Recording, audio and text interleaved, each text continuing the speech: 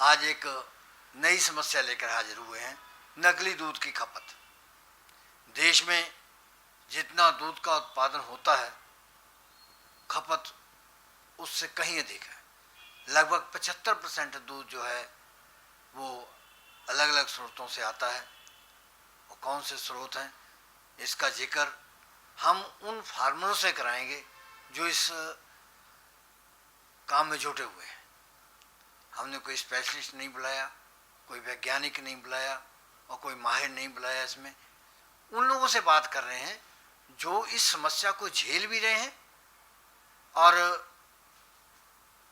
हर तरह की मुश्किलों का सामना कर रहे हैं। महाराष्ट्र औरंगाबाद से हैं दिलीप जी और संगरूर से हैं हरदीप सिंह। एक्सपर्ट हैं दोनों अपने इस काम में और बहुत संघर्ष किया है इन्होंने सफलता के मुकाम तक पहुंचने के लिए। तो बात करते हैं इनसे कि इनका क्या कहना है नकली दूध को लेकर के। जहाँ तक हमें लगता है जी कि बहुत सारा दूध जो है वो हम तो ये सोचते हैं कि जैसे अभी पहले क्या होता था, एक गांव का जो दूध था वो हर गांव में 10-20 क्विंटल दूध पैदा होता था और डेयरियों में बाहर शहरों में जाता था बिकने के लिए, या जो कोऑपरेटिव हैं वो उठाते थे। अभी पिछले 2-4 साल से क्या हो गया है कि जो गांव का दूध है वो लगभग उससे 20-30% गाँव में ही बिकना शुरू हो गया है, क्योंकि नॉर्मल किसानों ने जो है वो एनिमल रखने बंद कर दिए। तो जो आंकड़ा हम बताते हैं, गवर्नमेंट आती है या आंकड़ा जो भी आता है कि 17 और 64 का जो फ़र्क है, हम तो ये मानते हैं कि जो 64 है उसमें 17 में से भी तकरीबन जो 30% है वो तो हमारे गाँव में ही खप रहा है, तो फ़र्क तो और ज़्यादा बढ़ गया। और इस चीज़ को जब हम देखते हैं कि प्योर जो दूध है जो किसान पैदा करता है वो बहुत कम है और जो लोगों को मिल रहा है मार्केट में, जो हम सर्वे देखते हैं तो काफ़ी ज़्यादा है। तो इसका सीधा सीधा मतलब हम तो किसान तो इसी चीज़ के लिए सोचते हैं कि लोग नकली दूध पी रहे हैं, क्योंकि जो पैदा किसान कर रहा है वो तो बहुत कम है और मार्केट में हर जगह दूध अवेलेबल है। जैसे सर्दियों में हम माने कि सर्दियों में दूध काफ़ी अच्छी तादाद में पैदा होता है, पर गर्मियों में देखें, गर्मियों में तो फार्मों में दूध बहुत कम होता है, पर मार्केट में आपको गर्मियों में भी सर्दी जितना ही दूध अवेलेबल मिल जाएगा। तो ये सीधा सीधा सवाल खड़ा करता है कि ये गर्मी वाला दूध आता कहाँ से है। तो अगर आप हमसे पूछें, हम तो सीधा सीधा यही बोलेंगे कि ये ज़्यादातर दूध जो है वो नकली पैदा हो रहा है या असली दूध खरीद के उसमें नकली मिक्स करके उसको बढ़ा के मार्केट में बेचा जा रहा है। हरदीप जी, बड़े खुले मन से आपने विचार दिए हैं नकली दूध को लेकर के। अब ये भी बता दो कि इसके क्या प्रभाव देखने को मिल रहे हैं। इसका प्रभाव तो देखिए, खाने वाली जो चीज़ें हैं, अगर हम एडल्ट्रेटेड चीज़ें खाते हैं या नकली चीज़ें खाते हैं तो उसका नुकसान तो सेहत पे बहुत ज़्यादा है। तो अब इसके नुकसान, जैसे अब ज़्यादातर लोग कहते हैं कि कैंसर हो जाता है नकली दूध पिएंगे। अब हमें नहीं पता कि नकली दूध किस चीज़ से बनाया गया है। अगर नकली दूध सिर्फ SMP के पाउडर से, दूध के पाउडर से दोबारा बनाया गया, जैसे कई बड़े जो मिल्क प्लांट हैं वो सर्दियों में पाउडर स्टोर करते हैं और गर्मियों में उसका दूध बना के मार्केट में बेचते हैं, तो वो तो चलिए फिर भी एक तरीका है कि सर्दियों में सरप्लस दूध को स्टोर करके गर्मियों में दूध बना के दे दिया जाए। पर हम ज़्यादातर देखते हैं छोटे शहरों में, बड़े शहरों में, हर जगह हर नुक्कड़ पे आपको डेयरियाँ मिलेंगी, जहाँ पे आप कभी भी शाम को बताओ कि हमें सुबह इतना पनीर चाहिए, इतना घी चाहिए, सब आपको सुबह वो को तैयार करके दे देते हैं। तो हमें ये समझ नहीं आता कि रातों रात वो इतना दूध कहाँ से पैदा कर लेते हैं, क्योंकि फार्मर जो हैं, जो अच्छा फार्मर है उसका दूध तो लगभग बंधा रहता है, वो किसी भी इमीडिएट ऑर्डर से ज़्यादा दूध नहीं पैदा कर सकता। तो ये आता कहाँ से है और वो बनता कहाँ से है, ये एक बहुत बड़ा सवाल है गवर्नमेंट के लिए भी और आम जनता के लिए। चलो आगे बढ़ते हैं। आपके क्या सुझाव है इसके संबंध में, क्या कहना चाहोगे कि कैसे इस अलामत से छुटकारा मिलेगा? हमारा सुझाव तो यही है जी कि जो डेयरी फार्मर हैं और जो बड़े प्लांट दूध उठा रहे हैं उनको रजिस्टर्ड किया जाए, उनकी मात्रा जो है पूरे साल वो पैदा करते हैं उसका एक सर्वे करके, अगर एक मिल्क प्लांट दूध खरीद रहा है तो वो कहाँ से कितना दूध खरीद रहा है उसका थोड़ा सर्वे किया जाए, और जो जेन्युइन लोग हैं उनको एक्स्ट्रा रेट मिले अच्छा दूध पैदा करने का, और जो नकली है वो बंद किया जाए। तो जब तक इस पर पूरी गवर्नमेंट नज़र नहीं रखेगी और नकली चीज़ें या दूध की सैम्पलिंग, नकली खोए की सैम्पलिंग ज़्यादातर अच्छे पैमाने पे नहीं होगी, तब तक तो हमें लगता है कि पॉसिबल नहीं है। पर अगर गवर्नमेंट चाहे तो इसको रोकना गवर्नमेंट के लिए कोई बहुत बड़ी बात नहीं है, हमें ये लगता है। चलिए, ये बात रही निजात की। अब ये भी बताना बहुत जरूरी है कि इसके प्रभाव जो है आप लोगों पे, यानी कि इस डेयरी धंधे पर क्या पड़ रहे हैं, ये जो प्रक्रिया चल रही है नकली दूध की।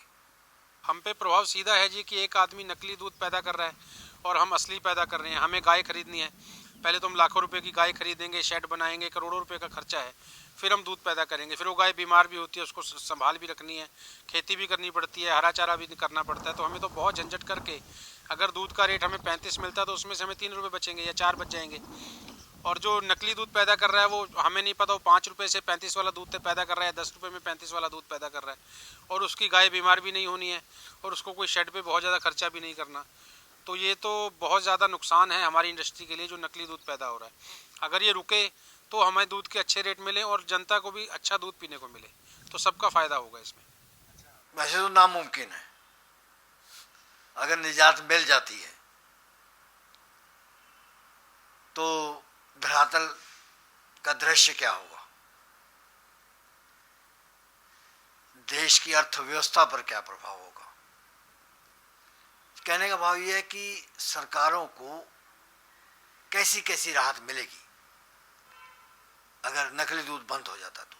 देखिए ऐसा जी, अगर दूध सही मिलेगा और खाने पीने की चीज़ें लोगों को सही मिलेंगी तो सीधे सीधे तौर पे लोग बीमार कम होंगे, और लोग बीमार नहीं होंगे तो जो सरकार को खर्चा करना पड़ता है लोगों को मेडिसिन फैसिलिटीज़ देने के लिए, इतने बड़े बड़े हॉस्पिटल्स में इतने लोग इतनी बड़ी तादाद में बीमार होते हैं, और उस सब का रख रखाव और सारी चीज़ें जो हैं, और अगर नॉर्मल लोग जो हैं वो कम बीमार होंगे तो वो स्वस्थ रहेंगे। तो अगर सब लोग स्वस्थ रहेंगे तो गवर्नमेंट को भी अच्छी सपोर्ट मिलेगी आने वाले टाइम के लिए, और जो गवर्नमेंट इसको रोकेगी तो हर आदमी उसकी सपोर्ट करेगा, क्योंकि उसको अच्छा दूध मिलेगा पीने के लिए, और अच्छी चीज़ें जो दूध से बने हुए प्रोडक्ट हैं वो भी अच्छे मिलेंगे, नकली नहीं मिलेंगे। तो जब आप स्वस्थ रहेंगे तो आप सबकी शुभकामना मांगेंगे, और गवर्नमेंट को भी लोग अच्छा ही मानेंगे। इसमें गवर्नमेंट का बहुत ज़्यादा फ़ायदा है और लोगों का भी फ़ायदा है। एक हम अपनी तरफ से जो किसान हैं वो नॉर्मल लोगों को भी एक चीज़ ये ज़रूर बताना चाहेंगे कि पहले जो हमारे एनिमल थे वो शुद्ध हरा चारा खाते थे और शुद्ध फीड खाते थे और सब चीज़ें शुद्ध थी, तो पहले ही बहुत ज़्यादा फ़र्क पड़ गया है दूध में, वो पहले वाली क्वालिटी नहीं रही, क्योंकि रासायनिक खादें और यूरिया चारे में बहुत डालना मजबूरी हो गई है। तो अगर इससे भी पहले जैसा क्वालिटी अब नहीं मिल रही तो पहले ही बहुत फ़र्क पड़ गया, और अगर बिल्कुल नकली दूध आने लग गया तो बिल्कुल ही मतलब 100 का 100% नकली देने लग गए लोगों को, तो उससे तो सेहत पे बहुत ज़्यादा बुरा प्रभाव पड़ेगा। तो नॉर्मल हम जो हमारे कंज्यूमर भाई हैं उनको मैं ये अपील करना चाहूँगा कि अगर आपके आसपास कोई डेयरी फार्म है तो अगर हो सके तो आप डायरेक्ट जाके वहाँ से दूध खरीदिए, बजाय इसके कि बिचौलियों के पास जाके दूध की क्वालिटी ख़राब होके उसके बाद आपको मिले। इससे अच्छा अगर पॉसिबल हो तो आप कोशिश कीजिए कि आपको दूध डायरेक्ट फार्म से ही खरीदें। धन्यवाद। हरदीप जी को सुना। अब औरंगाबाद महाराष्ट्र से दिलीप जी हैं, ये भी दूध उत्पादक हैं, काफ़ी बड़ा डेयरी फार्म चलाते हैं, तो इनसे भी बात करते हैं। हाँ जी दिलीप जी, आपको क्या कहना, महाराष्ट्र में कैसे कैसे रंग दिखा रहा है नकली और असली दूध, और क्या है वहाँ पर लोगों की यानी कि अधिकारियों की और उच्च पदों पर आसीन राजनीतिक लोगों की। हमारे जो महाराष्ट्र में जो गाय है तो हमारे लगभग हमारा उधर उत्पादन होता है 10,000 किलो 10,000 लीटर निकल जाता है, तो महाराष्ट्र में दूध लगता है 12,000, इसलिए उधर कम गिरता है दूध। जितना महाराष्ट्र में लगता है उतना उधर आ रहा नहीं है, हमारे गाय उतना देता नहीं है। अगर ये देता नहीं है तो इसमें क्या हो रहा, अब लोग क्या कर रहे हैं, फिर उसमें दूध 2 लीटर ले लेते हैं, 10 लीटर पानी लेते हैं, कुछ केमिकल मिला के उसको 25 लीटर बना देते हैं। इसमें क्या हो रहा, खाने वाला भी बीमार हो रहा है, ये हो रहा है। इसमें ये सरकार में कभी थोड़ी बहुत जो हमने सरकार बनाई है, अपनी सरकार है, उसने कभी इस बात पे ध्यान दिया है तो अपना महाराष्ट्र बहुत आगे जाएगा। इसको बाहर से दूध उत्पादन के लिए कुछ पशु लाना नहीं पड़ेगा, अपने इधर पशु भी बढ़ेगा और आदमी का जो बीमार होने का ये है वो भी थोड़ा कम हो जाएगा। ये छोटे छोटे बच्चे पी लेते हैं, वो बीमार हो जाते हैं, फिर दवाखाने में जाते हैं, तो गरीब जो इंसान है वो तो और नीचे आ जाता है। उन्हें 2 पैसा कमाना है तो ऊपर जाना है, तो वो दूध के डुप्लीकेट दूध से आदमी अंदर आता है। डुप्लीकेट दूध के वजह से ये जो गरीब किसान है वो और गरीब होता जा रहा है। तो ये सरकार ने इसके ऊपर ध्यान देना चाहिए। ये कभी ध्यान दे दिया तो हमारे जैसा किसान हो 2 पैसा कमा के ठीक रहेगा। ये बाल बच्चे सबके दूध पीता है, आधे भी किसान दूध निकल के देगा तो जो हमने सरकार बनाई है उसके घर भी तो वही दूध जाता है। उसके घर अगर वो दूध नहीं गया तो वो ये डुप्लीकेट दूध लेना वो सरकार के घर चला गया, तो वो सरकार भी वाला भी तो जो भी मंत्री रहेगा उनको भी रहेगा, तो अपना ही सरकार रहेगा, तो वो डुप्लीकेट दूध तो वो भी आदमी पिएगा, अपना से छोटा रहो या बड़ा रहो, दूध कम पड़ेगा। सवेरे के लिए उठे बरबर तो पहला तो वो ज़रूरी है। उसकी वजह से उन लोगों ने अपनी सरकार अपनी ही बनाई, उन लोगों ने उन्होंने ध्यान देना चाहिए। इसलिए अपना भी सबका जो खेती बाड़ी करता है हमारे जैसा किसान, उसका भला हो जाए, ये इस बात पे ध्यान देना चाहिए। आज के इस चर्चा को हम यहीं विराम देंगे। कल कुछ नए लोगों के साथ फिर आपके सामने हाजिर होंगे और कोशिश करेंगे कि तब तक ये विचार चर्चा चले जब तक सरकार के कान पर जूं नहीं रेंगती है। धन्यवाद।